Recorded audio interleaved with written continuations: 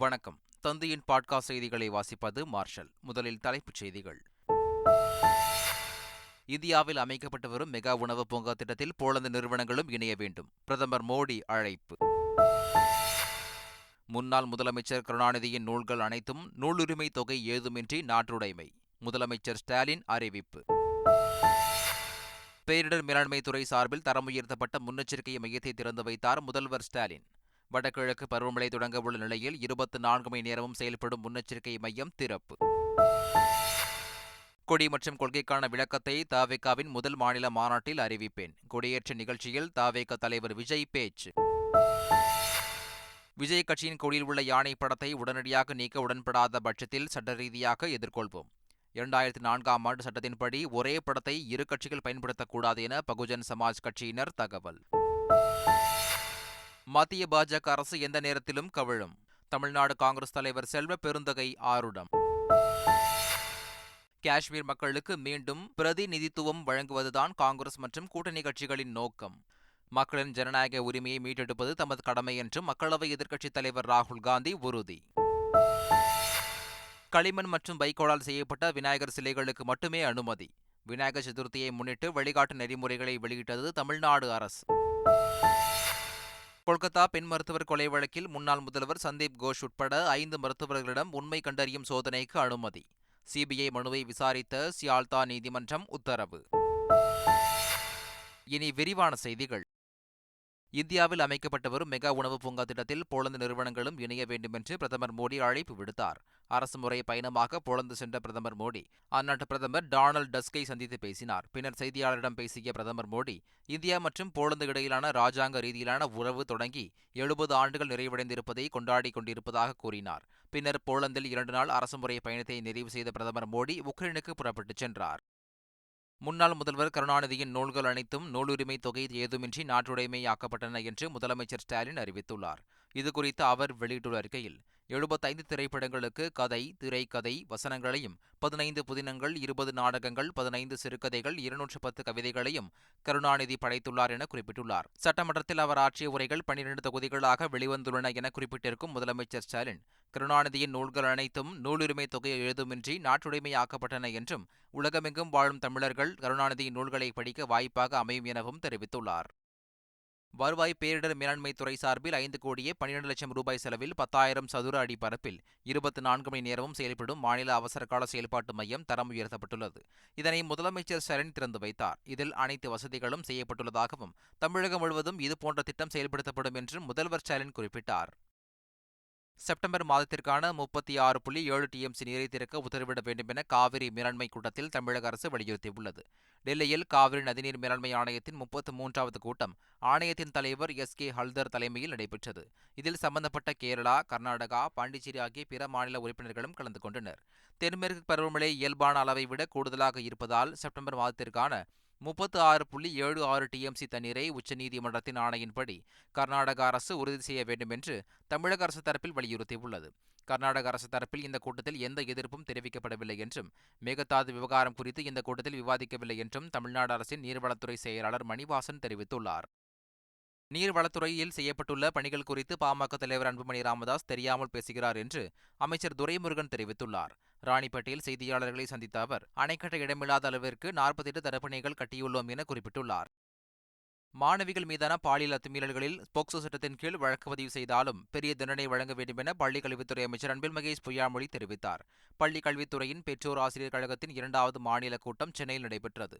இதில் பங்கேற்ற பின்னர் பெற்றோர் ஆசிரியர் கழகத்தின் கூட்டத்தில் விவாதிக்கப்பட்ட விவகாரங்கள் மற்றும் தற்போதைய நிலவரங்களை குறித்து பள்ளிக் கல்வித்துறையின் மாவட்ட முதன்மை கல்வி அலுவலர்களுடன் அமைச்சர் ஆலோசனை மேற்கொண்டார். சென்னையில் தமிழக வெற்றிக் கழகத்தின் கொடியை அக்கட்சித் தலைவர் விஜய் அறிமுகம் செய்தார். சிவப்பு மஞ்சள் நிறத்திலான கொடியில் 2 போர் யானை மத்தியில் வாகை மலரும் பச்சை மற்றும் நீல நிறத்திலான நட்சத்திரமும் இடம்பெற்றிருந்தன. கொடியேற்றும் நிகழ்வில் விஜயின் தந்தை ஏ சந்திரசேகர், தாயார் ஷோபா மற்றும் தவேக பொதுச் செயலாளர் புசியானந்த் உள்ளிட்ட கட்சியின் முக்கிய நிர்வாகிகள் பங்கேற்றனர். நிகழ்ச்சியில் பேசிய விஜய், கட்சி கொடிக்கு பின்னால் வரலாற்று குறிப்பு இருப்பதாகவும், கட்சி கொள்கை, செயல் திட்டம் குறித்து பின்னர் விளக்கப்படும் என்றும் தெரிவித்தார். இதுவரைக்கும் நமக்காக உழைத்தோம், இனி தமிழ்நாட்டுக்காக உழைப்போம் எனவும் அவர் குறிப்பிட்டார். இந்த நிலையில், விஜய் கட்சியின் கொடியில் உள்ள யானை படத்தை உடனடியாக நீக்க உடன்படாத பட்சத்தில் அதனை சட்ட ரீதியாக எதிர்கொள்வோம் என பகுஜன் சமாஜ் கட்சியினர் தெரிவித்துள்ளனர்.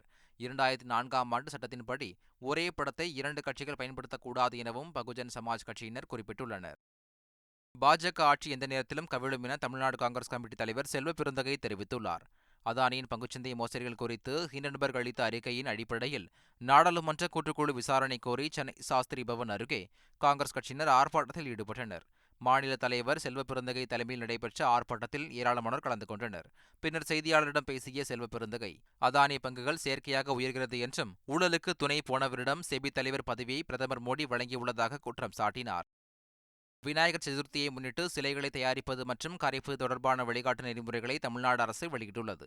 அதன்படி களிமண் மற்றும் வைக்கோலால் செய்யப்பட்ட சிலைகளை மட்டுமே நீர்நிலைகளில் கரைக்க அனுமதி அளிக்கப்படும் என்றும், பிளாஸ்டர் ஆஃப் பாரிஸ், பிளாஸ்டிக் ஆகியவற்றால் செய்யப்பட்ட சிலைகள் அனுமதிக்கப்படாது என்றும் தெரிவிக்கப்பட்டுள்ளது. சிலைகளை தயாரிப்பவர்களுக்கான வழிகாட்டு நெறிமுறையாக சிலைகளின் ஆவரணங்களுக்கு உலர்ந்த மலர்கள், வைக்கோல் போன்றவற்றை பயன்படுத்தலாம் என்றும், சிலைகளை பளபளப்பாக்க மரங்களில் உள்ள பிசின்களை பயன்படுத்தலாம் என்றும் அறிவுறுத்தப்பட்டுள்ளது. மேலும் சிலைகளுக்கு வர்ணம் பூசுவதற்கு நச்சுப் பொருட்கள், மக்காத ரசாயன சாயம், எண்ணெய், வண்ணப்பூச்சிகள் ஆகியவற்றை கண்டிப்பாக பயன்படுத்தக்கூடாது என்றும், சிலைகளின் மீது எனாமலை பூசக்கூடாது என்றும் தெரிவிக்கப்பட்டுள்ளது. இதனைத் தொடர்ந்து விநாயகர் சிலைகளை மாவட்ட நிர்வாகம் குறிப்பிடப்பட்டுள்ள இடங்களில் மட்டுமே கரைக்க வேண்டும் எனவும் அறிவுறுத்தப்பட்டுள்ளது. பாம்பனில் கட்டப்பட்டு வரும் புதிய ரயில் பாலத்தில் சரக்கு ரயிலை இயக்கி வெற்றிகரமாக சோதனை ஓட்டம் நடைபெற்றது. சுமார் 550 கோடி ரூபாய் மதிப்பீட்டில் புதிய ரயில் பாலம் அமைக்கும் பணிகள் நடைபெற்று வந்த நிலையில் தற்போது 90% நிறைவடைந்துள்ளது. இந்நிலையில் 11 பெட்டிகளை கொண்ட 2 என்ஜின்களை பொருத்தி முன்னோக்கியும் பின்னோக்கியும் 20 முதல் 60 கிலோமீட்டர் வேகத்தில் சோதனை ஓட்டம் நடத்தப்பட்டு அது வெற்றியும் பெற்றுள்ளது. தேசிய அளவில் இளம் விஞ்ஞானி போட்டியில் தமிழகத்தைச் சேர்ந்த 34 மாணவர்கள் இறுதிச் சுற்றுக்கு சென்றனர். ஸ்பேஸ் கிட்ஸ் இந்தியா அமைப்பு தேசிய அளவில் இளம் விஞ்ஞானி போட்டியை நடத்தியது. 300க்கும் மேற்பட்ட மாணவர்கள் பங்கேற்ற போட்டியில் 103 மாணவர்கள் இறுதிச் சுற்றுக்கு முன்னேறினர். அவர்களில் 34 மாணவர்கள் தமிழகத்தைச் சேர்ந்தவர்கள். பெரும்பாலானவர்கள் அரசு பள்ளியைச் சேர்ந்தவர்கள். சென்னை ராஜ்பவனில் பாரதியார் மண்டபத்தில் இறுதிச் சுற்று நடைபெற்றது. இதில் சிறப்பு விருந்தினராக கலந்து கொண்ட ஆளுநர் ஆர். ரவி, இந்தியாவின் பல மாநிலங்களில் இருந்து பெற்றோருடன் வந்த மாணவர்களை பழமையான சென்னை நகரை சுற்றி பார்க்க கேட்டுக்கொண்டார். நீங்கள் வளர்ந்த பிறகு இந்தியாவிற்கு ஸ்பேஸ் ஸ்டேஷனை கொண்டு வருவீர்கள் என மாணவர்கள் மீது நம்பிக்கை தெரிவித்த அவர், உதவி தேவைப்பட்டால் சரியான ஆட்களை உதவ அனுப்புவேன் எனவும் கூறினார். குடியரசுத் தலைவர் மாளிகையில் சந்திரயான் 3 திட்ட இயக்குநர் வீரமுத்துவேல் உள்ளிட்டோருக்கு ராஷ்டிரிய விஞ்ஞான் புரஸ்கார் விருது வழங்கப்பட்டது. குடியரசுத் தலைவர் திரௌபதி முர்மு அறிவியல் தொழில்நுட்பத்தில் சிறப்பாக செயல்பட்டதற்காக சந்திரயான் 3 திட்ட இயக்குநர் வீரமுத்துவேல் உள்ளிட்டோருக்கு விஞ்ஞான் புரஸ்கார் விருது வழங்கி கௌரவித்தார். மேலும் 13 விஞ்ஞானிகளுக்கு விக்யான் ஸ்ரீ விருதும் 18 பேருக்கு விஞ்ஞான் யுவா விருதும் வழங்கப்பட்டது. ஆம்ஸ்ட்ராங் கொலை வழக்கில் மேலும் 3 போலீசார் கைது செய்திருக்கின்றனர். ஏற்கனவே 24 பேர் கைது செய்யப்பட்டிருந்த நிலையில் தற்போது ராஜேஷ், கோபி, குமரன் என 3 போலீசார் கைது செய்திருக்கின்றனர். மூவரும் ஆம்ஸ்ட்ராங்கை கொல்ல நாட்டு வெடிகுண்டு வாங்கி கொடுத்ததாக கூறப்படுகிறது. கோபி, குமரன் ஆகிய இருவரிடம் இருந்தும் நாட்டு வெடிகுண்டுகள் வாங்கிய ராஜேஷ் அதனை ஆம்ஸ்ட்ராங் கொலை வழக்கில் ஏற்கனவே கைது செய்யப்பட்ட ஹரிஹரனிடம் ஒப்படைத்ததாக சொல்லப்படுகிறது. இந்நிலையில் 3 போலீசார் கைது செய்து தீவிர விசாரணை நடத்தி வருகின்றனர். இதனிடையே ரவுடி நாகேந்திரன் மற்றும் சம்போ செந்திலுடன் தொடர்பில் இருந்து வந்ததாக கூறப்படும் விசிக வழக்கறிஞர் ஒருவரிடம் போலீசார் சந்தேகத்தின் பேரில் விசாரணை நடத்தி வருகின்றனர். சினிமா துறையில் தொடர விரும்புவதாகவும் அதனால் அமைச்சர் பதவியில் இருந்து நீக்கினால் அதை ஏற்றுக்கொள்வேன் எனவும் மத்திய இணையமைச்சர் சுரேஷ் கோபி தெரிவித்துள்ளார். கேரளாவைச் சேர்ந்த பிரபல நடிகரான மத்திய இணையமைச்சர் சுரேஷ் கோபி ஒரு நிகழ்ச்சியில் பங்கேற்று பேசினார். அப்போது சினிமா தனது பேஷன் என தெரிவித்தார். தொடர்ந்து திரைத்துறையில் நீடிக்க கட்சி தலைமையிடம் அனுமதி கேட்டுள்ளதாகவும், திரைத்துறையில் நீடித்தால் அமைச்சர் பதவியில் இருந்து விலகுவதாக இருந்தாலும் அதை ஏற்றுக்கொள்வேன் எனவும் கூறினார். அமைச்சர் பதவியை பாதிக்காத வகையில் படப்பிடிப்பு நடத்திட ஆசை உள்ளதாகவும், செப்டம்பர் 6ஆம் தேதி தொடங்கும் ஒற்றை கொம்பன் திரைப்படத்தில் நடிக்க உள்ளதாகவும் கூறினார். ஜம்மு காஷ்மீருக்கு மீண்டும் மாநில அந்தஸ்தை வழங்குவதே காங்கிரசின் நோக்கம் என மக்களவை எதிர்க்கட்சித் தலைவர் ராகுல் காந்தி பேசியுள்ளார். நிர்வாகிகளுடன் கலந்துரையாடிய ராகுல் காந்தி, ஜம்மு காஷ்மீர் மக்களுக்கான ஜனநாயக உரிமையை மீட்டெடுப்பது தன் கடமை என்றும், நிர்வாகிகளின் மரியாதையை தக்கவைப்பதாக தேர்தல் கூட்டணி இருக்கும் என்றும் பேசினார்.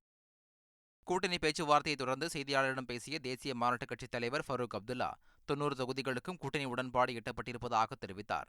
சிபிஎம் கட்சியும் தங்களோடு இருப்பதாக குறிப்பிட்ட அவர், ஜம்மு காஷ்மீருக்கு மீண்டும் மாநில அந்தஸ்து வழங்க வேண்டும், இந்தியா கூட்டணியோடு இருக்கிறோம் என்றார். மாநிலத்தில் மற்றுமொரு முக்கிய கட்சியான மக்கள் ஜனநாயக கட்சியோடு தேர்தலுக்கு பின்பு கூட்டணி அமையுமா என்ற கேள்விக்கு, முதலில் தேர்தல் முடியட்டும், அது குறித்து பார்ப்போம் என்றதோடு, யாருக்கும் கூட்டணிக்கான கதவு மூடப்படவில்லை எனவும் ஃபரூக் அப்துல்லா தெரிவித்தார்.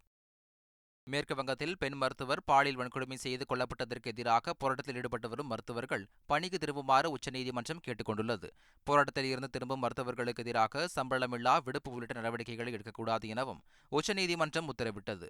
மருத்துவர்களின் பாதுகாப்பை உறுதி செய்ய மாநிலங்களின் தலைமை செயலாளர்கள், டிஜிபிக்கள் ஆலோசனை நடத்தவும் மத்திய சுகாதாரத்துறைக்கு உத்தரவிடப்பட்டது. இந்த நிலையில் ஆர்ஜிகர் மருத்துவக் கல்லூரியின் முன்னாள் முதல்வர் சந்தீப் கோஷ் உள்ளிட்ட 5 மருத்துவர்களிடம் உண்மை கண்டறியும் சோதனை நடத்த சியால்தா நீதிமன்றம் அனுமதி வழங்கியுள்ளது.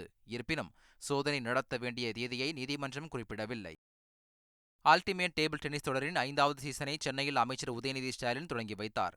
நேரு உள் விளையாட்டு அரங்கில் செப்டம்பர் 7ஆம் தேதி வரை 17 நாட்கள் இந்த போட்டிகள் நடைபெறவுள்ளன. இதன் தொடக்க விழாவில் பங்கேற்ற அமைச்சர் உதயநிதி ஸ்டாலின் கோப்பையை அறிமுகம் செய்து வைத்தார். இந்த தொடரில் கோவா, சென்னை, டெல்லி உட்பட 8 அணிகள் பங்கேற்கின்றன. ஒவ்வொரு அணியிலும் 2 வெளிநாட்டினர் உட்பட 6 வீரர் வீராங்கனைகள் இடம்பெற்றுள்ள நிலையில் மூத்த வீரர் சரத்கமல் சென்னை அணியிலும், நட்சத்திர வீராங்கனை மணிகா பத்ரா பெங்களூரு அணியிலும், சத்யன் ஞானசேகரன் டெல்லி அணியிலும் விளையாடுகின்றனர். முதல் நாளில் நடப்பு சாம்பியன் கோவா மற்றும் ஜெய்ப்பூர் அணிகள் பலப்பரட்சி நடத்திய நிலையில் 9-6 என்ற கணக்கில் கோவா அணி வெற்றி பெற்றது. மீண்டும் தலைப்புச் செய்திகள். இந்தியாவில் அமைக்கப்பட்டு வரும் மெகா உணவு பூங்கா திட்டத்தில் போலந்து நிறுவனங்களும் இணைய வேண்டும். பிரதமர் மோடி அழைப்பு. முன்னாள் முதலமைச்சர் கருணாநிதியின் நூல்கள் அனைத்தும் நூலுரிமை தொகை ஏதுமின்றி நாட்டுடைமை. முதலமைச்சர் ஸ்டாலின் அறிவிப்பு. பேரிடர் மேலாண்மை துறை சார்பில் தரம் உயர்த்தப்பட்ட முன்னெச்சரிக்கை மையத்தை திறந்து வைத்தார் முதல்வர் ஸ்டாலின். வடகிழக்கு பருவமழை தொடங்க உள்ள நிலையில் 24 மணி நேரமும் செயல்படும் முன்னெச்சரிக்கை மையம் திறப்பு. கொடி மற்றும் கொள்கைக்கான விளக்கத்தை தவேகாவின் முதல் மாநில மாநாட்டில் அறிவிப்பேன். கொடியேற்ற நிகழ்ச்சியில் தவேகா தலைவர் விஜய் பேச்சு.